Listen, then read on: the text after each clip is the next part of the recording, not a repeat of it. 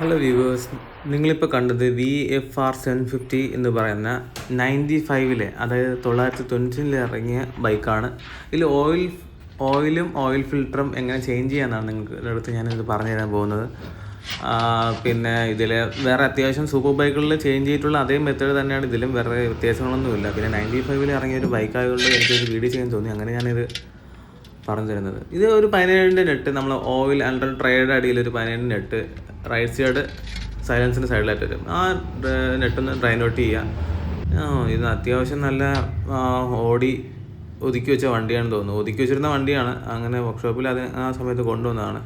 ഇത് ഈ സ്റ്റിക്ക്, ഇതിൽ ഓയിൽ ലെവൽ സ്റ്റിക്കും അതായത് നമ്മുടെ ഒഴിക്കാനുള്ള സ്റ്റിക്കും സെപ്പറേറ്റ് ആയിട്ടാണ് ഇതിൽ വന്നിരിക്കുന്നത്. ഇതിൽ ഗ്രേഡ് വന്നിട്ട് 2040 10W40 ഒഴിക്കാം, കുഴപ്പമൊന്നുമില്ല. 10W40 ബെറ്റർ ആയിരിക്കും. ഇതിൽ ഓയിൽ ഫിൽറ്റർ നല്ല അത്യാവശ്യം മാറ്റിയിട്ട് കുറേ നാളെന്ന് തോന്നുന്നു. KNൻ്റെ ഫിൽറ്ററാണ് ഇതിൽ ഇരിക്കുന്നത്. ഇതൊന്ന് നല്ല വൃത്തി ഈ സൈഡൊക്കെ ഒന്ന് ക്ലീൻ ചെയ്യേണ്ട ആവശ്യമുണ്ട്, ഇല്ലെങ്കിൽ മണ്ണും പൊടിയൊക്കെ അതിനകത്ത് ഇറങ്ങി നല്ല പണി കിട്ടാൻ ചാൻസ് ഉണ്ട്, മെയിനായിട്ട് ഫിൽറ്ററിൻ്റെ സൈഡായതുകൊണ്ട്. നമ്മുടെ കയ്യിൽ ഇതിൻ്റെ ഹോണ്ടയുടെ ഫിൽറ്റർ ഒറിജിനൽ തന്നെ കയ്യിലിരിപ്പുണ്ട്, സ്റ്റോക്കുണ്ട്. അത് നമുക്കിതിനകത്ത് ആഡ് ചെയ്യാം,